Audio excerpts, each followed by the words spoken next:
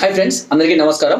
ఈరోజు మనం చాలా మంది కూడా నపుంసకత్వంతో బాధపడుతూ ఉంటారు. అంటే సరైన సమయంలో అంగ సంబంధం లేక చాలా ఇబ్బందిగా ఫీల్ అవుతూ ఉంటారు.